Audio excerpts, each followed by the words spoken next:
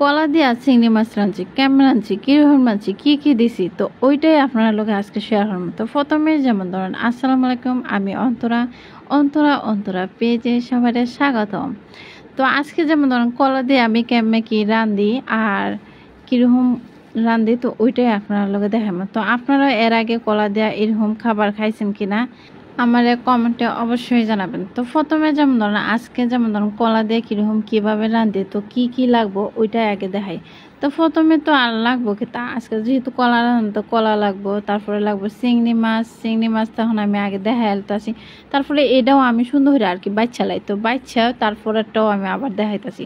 তো বাছার পরে চিংড়ি মাছ ঠিক এরকম হয়েছে। তারপর যেমন ধনিয়া পাতা আর কাঁচামরিচ লাগবো, তারপরে লাগবো টক দই। তো আজকে টক দই আর পরে লাগবো আদা রসুন। তো উপরে রসুন, ফর নিচে হয়েছে আদা, তারপরে হয়েছে ধনিয়া পাতা আর হচ্ছে কাঁচামরিচ। এটা আমি ফিশে লই, তো আপনারাও চাইবেন এটা ফিশে লইতে, বা ব্লেন্ডার হলে ব্লেন্ডার করবেন, তাই কোনো সমস্যা নেই।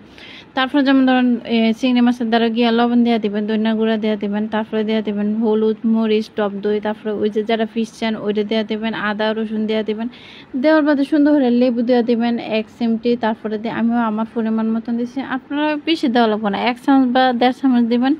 দেওয়ার বাদে সুন্দর করে এখন আর কোনো কিছু করলাম না, এটারে সুন্দর করে দাম তুম মাহাইবেন। তো আমি আমার এটারে দাম তুম মাহাইতাছি, তো আপনারা এটা মাহাইবেন। তো মাহাইয়াও এখানে কি করবেন, এখন অন্তরা মাহানি শেষ হোক, আমিও মাহাইতাছি। তো মাহাইয়া এখানে আমি 1 থেকে টুকু 1 নাম, তো এখানে আমি 10 মিনিটের মতন মাহাইয়া রাখা দিছি।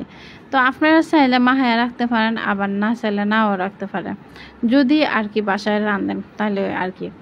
এখন এটা সুন্দর করে মাহাইয়া লিছে। এখন আমি যাই সোলার ফাড়ে গিয়া সুন্দর করে তাওয়াটা বয়া তেল দিয়াম, তেল দিয়া এটা তেলটা যখন গরম হবো তখন আমি চিংড়ি মাছটা দিয়া টুকটাক করে বাজলাম। তো অবশ্যই যে এত চিংড়ি মাছ দেখতেছেন, এত চিংড়ি মাছ কিন্তু আমার লাগে না, এখানে আম্মা তরকারি রানবো, এর লাগে যেমন সব করে একলগে আর কি বাজে লিছি। তো এখন আমার যতটুকু লাগবো অতটুকু আমি আর কি লই লিমো, আর আম্মারটা পরে আম্মা তরকারি রান লিব। তো প্রথমে আমার বাজা শেষ, তো আমার 60 টুকরা চিংড়ি মাছ লাগবে, তাই 60 টুকরা লইছি। এখন চলেন কলার কারখানার যাই, কলা গিয়া একটা যেহেতু একটা কলা লাগবে তাই একটা কলা লইছি। তো এই কলাটারে আমি এরকম চাক করে কাটতে দিছি, আপনারাও চাইলে ঠিক চাক করে কাটতে দেবেন। তো বা এছাড়াও বা অন্য ডিজাইনের কাটলেও কাটতে পারেন। পরে যেমন গিয়ে আবারও চোলা ফাড়ে গিয়া সুন্দর এটা তেল তুল দেওয়া দিবেন।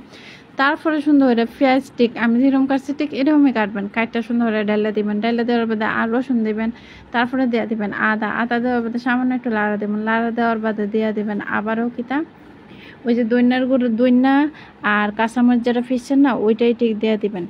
এখন দিয়েছেন, এখন আর আপনার কোনো কাজ নাই, এখন সুন্দর একটু আবারও লাড়াছাড়া দিবেন, যেহেতু এখন একটু লাড়াছাড়া লাগবো আর অল্প জিনিস। তারপরে আমি লাড়াছাড়া দিয়ে পানি দিচ্ছি, একটু পানি দেওয়ার বাদে লবণ দিচ্ছি, তারপরে গুঁড়া মরিচ দিচ্ছি। তখন আবারও গুড়তাছি ইচ্ছা মতন গুড়া ছাড়া কোনো কাহিনী নাই। তারপরে আবারও গুট্টা দিছি, আবার একটু টপ দিয়ে আবারও গুট্টা লিছি। তো গুট্টা লিছি, আপনারাও চাইলে গুট্টা লাগবে।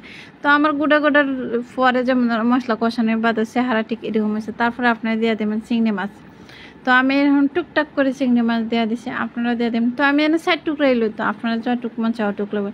তো এখানে আমি অল্প একটু দুধ লইছি, তো আজকে দুধ দিয়েই কষাইমো, তো পানি ব্যবহার করবো না। তো আপনারাও চাইবেন যদি আর কি রাঁধেন তো পানি ব্যবহার করার দরকার নেই, দুধ দিয়েই পুরোটা জিনিস কষাইবার।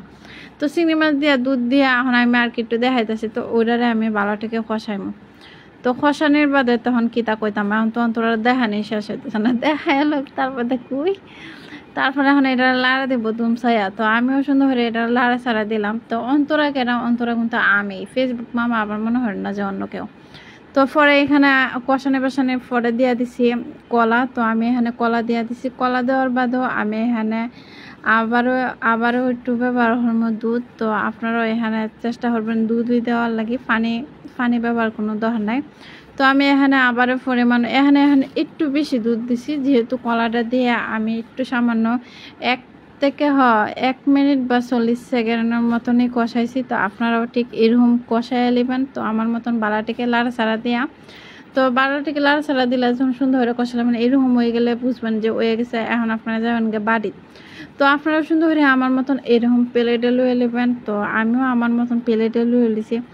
আপনারা যদি চান এটা বাদ দিয়ে খাইতে তো অবশ্যই বাদ দিয়ে খাইতে পারেন, গরম বাদ দিয়ে, আর এটা দিয়ে খাইতে অনেক মজা লাগবে। আর আর যদি না চান ফুদা খাইতে তো আপনারা অবশ্যই ফুদা খাইতে পারেন। তো আমি যেহেতু এটা সন্ধ্যার সময় বানাইছি, তো সন্ধ্যার নাস্তায় বানাইছি, তো আমি এটা ফুদাই খাইছি। তো কিন্তু পরে এটা খাওয়ার বাদে বুঝলাম যে এটা বাদ দিয়েও খাওয়া যাবে, বাদ দিয়ে খাইলেও টেস্ট খারাপ হবে না, আর খাইতেও খারাপ হয়েছে না, অনেক মজা হয়েছে। আপনারা চাইলে অবশ্যই বাসায় ট্রাই করে দেখতে পারেন কেমন হয়েছে।